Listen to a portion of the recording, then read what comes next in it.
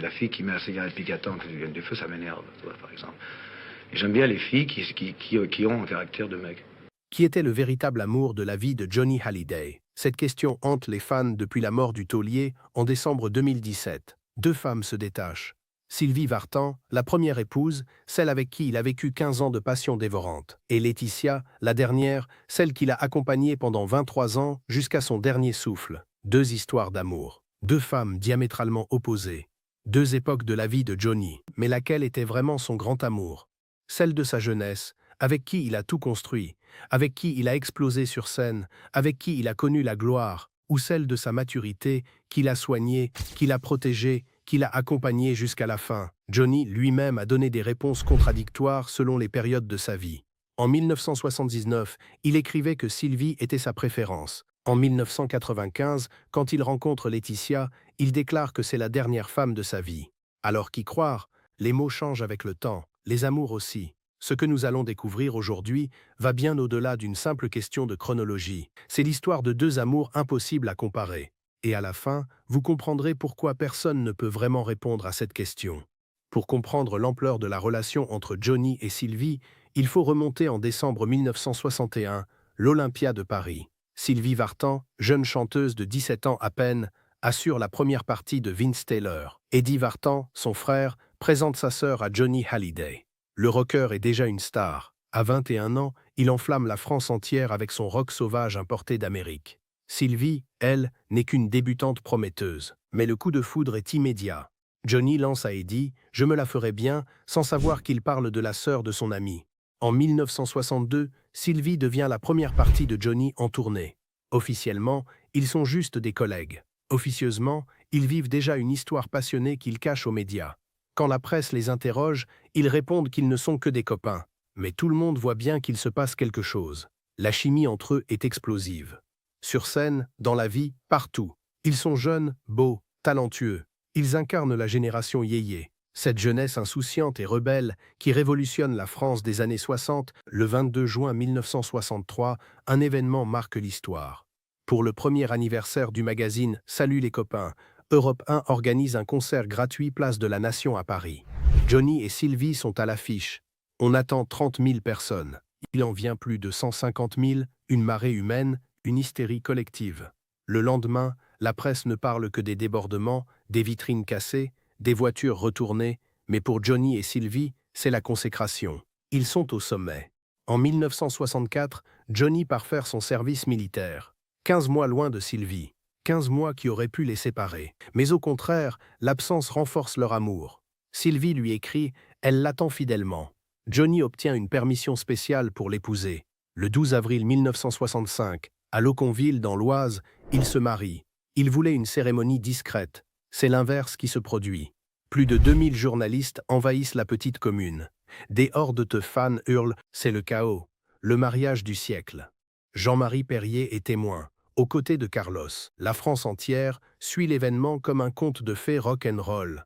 Le 14 août 1966, David naît, le fils de Johnny et Sylvie. Mais ce jour-là, Johnny n'est pas là. Il est en concert à Milan. Sylvie accouche seule. Cette absence marque le début des fissures. Johnny n'était pas encore prêt à être père, reconnaîtra-t-il plus tard. Sa carrière passe avant tout. Les tournées s'enchaînent. Les absences se multiplient. Sylvie pardonne les infidélités. Elle essaie de comprendre, mais la douleur s'accumule. En 1970, le couple est victime d'un grave accident de voiture à Belfort. Sylvie est blessée. Cet événement les rapproche temporairement. Mais en 1973, nouvelle crise. Sylvie demande le divorce. Johnny s'effondre. Sacha Roule, son garde du corps, raconte qu'il est venu dîner un soir avec Jean-Jacques Debout et Chantal Goya. Il était d'une tristesse infinie, en pleurs, parce qu'il était question de divorce avec Sylvie. Johnny a pleuré tout le repas. Cette image du rocker invincible en larmes montre à quel point Sylvie comptait pour lui. Ils se réconcilient un an plus tard. Mais la blessure est trop profonde.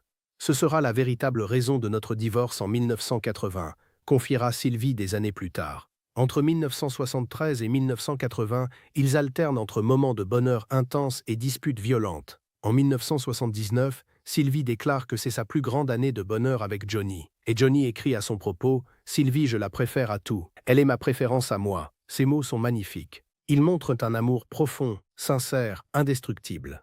Mais quelques mois plus tard, tout s'effondre définitivement. Le 5 novembre 1980, le divorce est prononcé. Après 15 ans de mariage, après avoir tout partagé.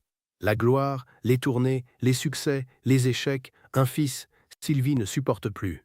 Les infidélités, les absences, la drogue, l'alcool, Johnny ne change pas. Il ne peut pas changer. Il est Johnny Hallyday, un rocker sauvage qui refuse les limites. Et Sylvie refuse de continuer à souffrir. Pourtant, leur histoire ne s'arrête pas là. Ils continuent de chanter ensemble. Le 13 août 1980, aux arènes de Béziers, ils donnent leur dernière représentation commune en tant que couple. Mais ce n'est pas vraiment la fin. En 1991, ils remontent sur scène ensemble pour soutenir leur fils David au Zénith. En 1993, au Parc des Princes, Sylvie interprète a cappella Tes tendres années devant des dizaines de milliers de personnes. L'émotion est à son comble. En 2009, à Bercy, ils chantent ensemble Te manquer. Johnny a les larmes aux yeux. Sylvie aussi. 30 ans après leur divorce, le lien est toujours là, indéfectible. On ne pourra jamais dissocier ce que l'on a partagé, aussi bien sur le plan professionnel que personnel.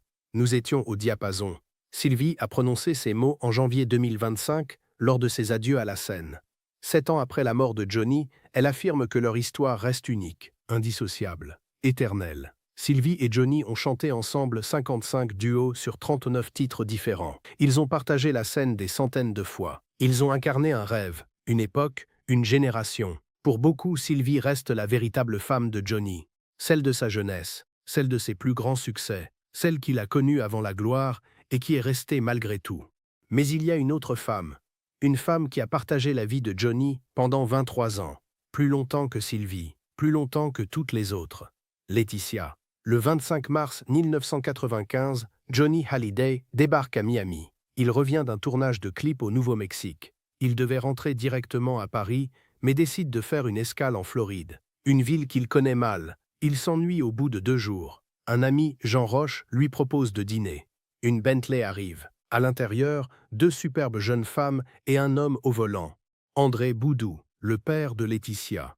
Quelques jours plus tard, André organise un nouveau dîner. Cette fois, il veut présenter sa fille à Johnny. Mais Laetitia refuse d'abord.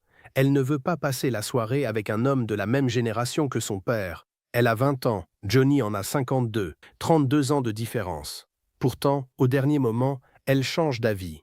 Les cheveux mouillés, en jean, sans maquillage, elle se rend au restaurant japonais où l'attend Johnny.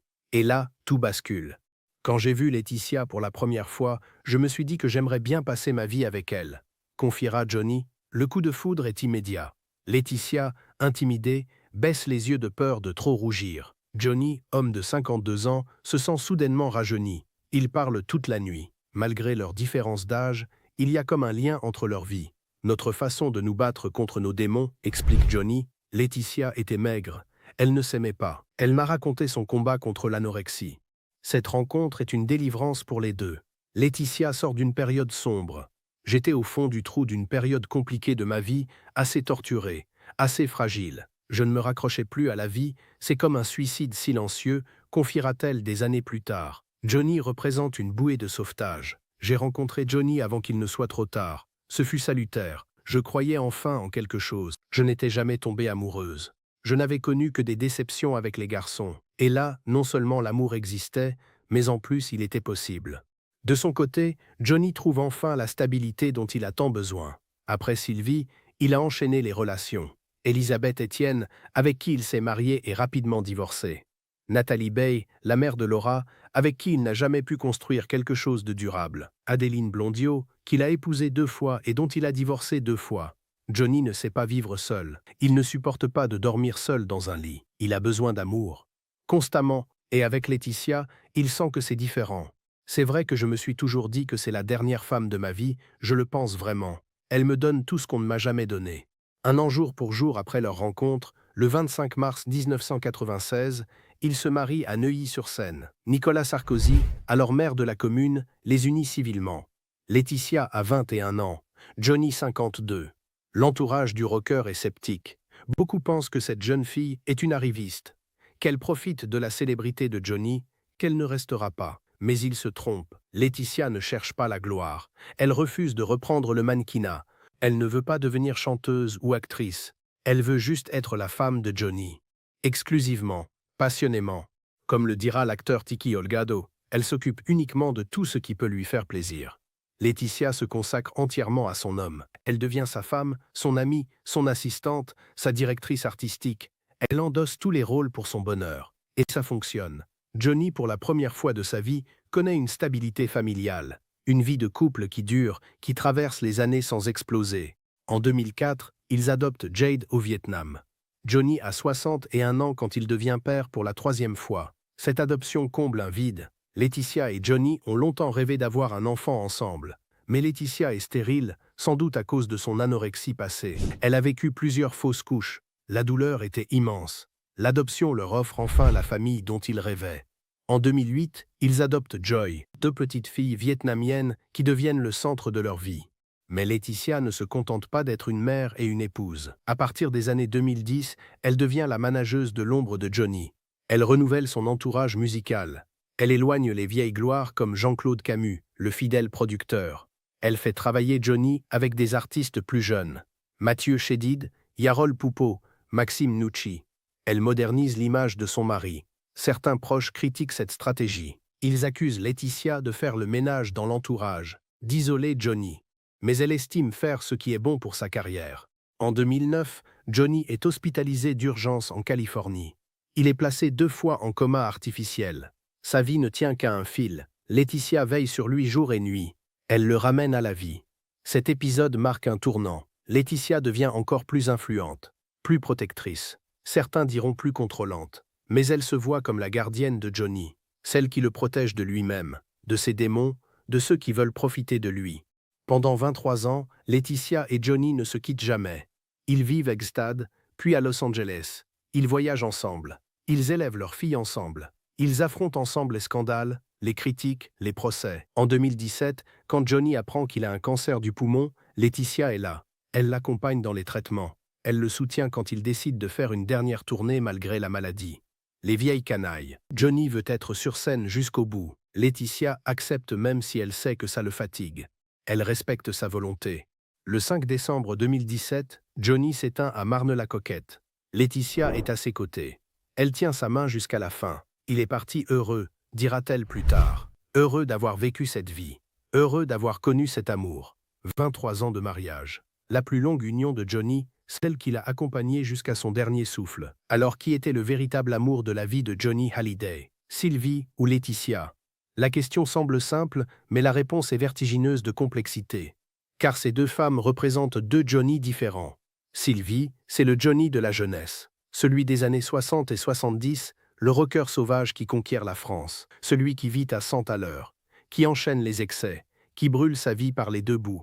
Avec Sylvie, Johnny découvre la gloire. Ils sont le couple yéyé par excellence. Ils incarnent une génération. Ils sont beaux, jeunes, rebelles. Leur amour est passion pure, feu et flamme, mais cette intensité les consume aussi. Johnny ne sait pas se poser. Il ne peut pas être le mari stable et présent que Sylvie mérite. Alors elle part, elle le quitte pour se sauver elle-même.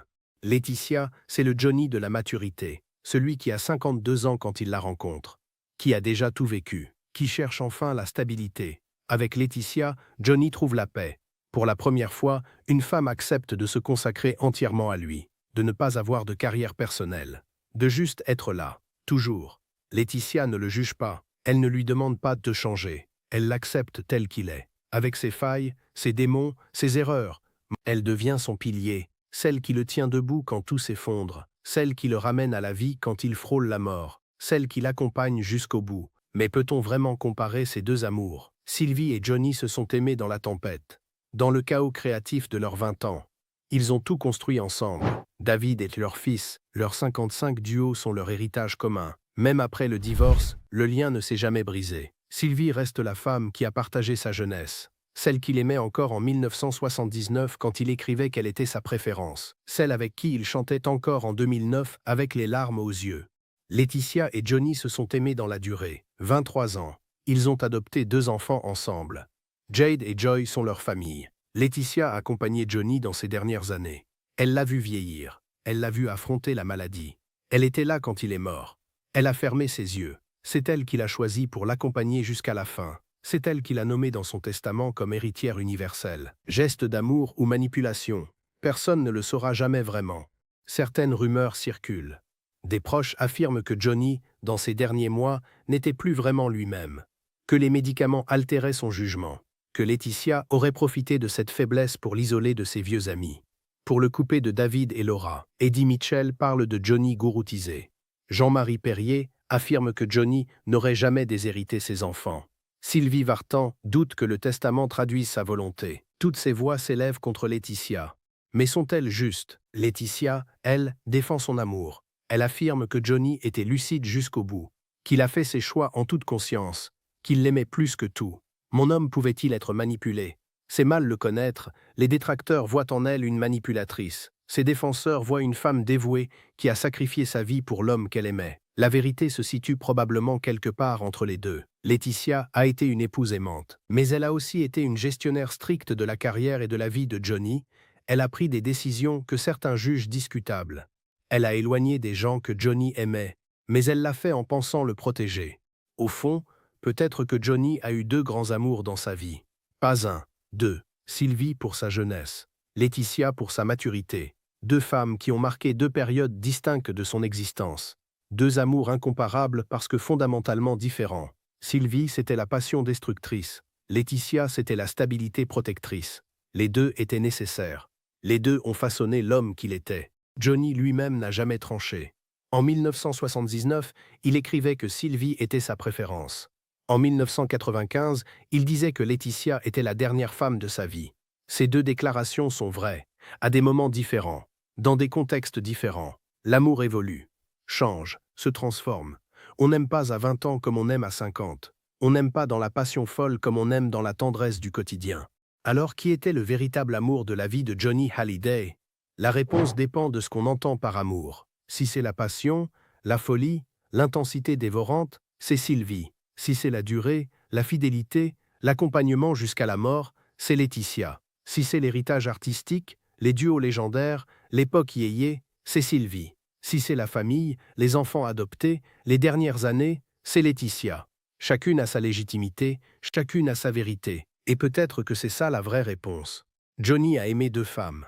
Profondément, différemment, mais tout aussi intensément. Et nous n'avons pas le droit de choisir pour lui. Parce que l'amour ne se mesure pas, ne se compare pas, ne se hiérarchise pas. Johnny a aimé Sylvie. Johnny a aimé Laetitia. Et les deux ont été, à leur manière, à leur époque, le véritable amour de sa vie.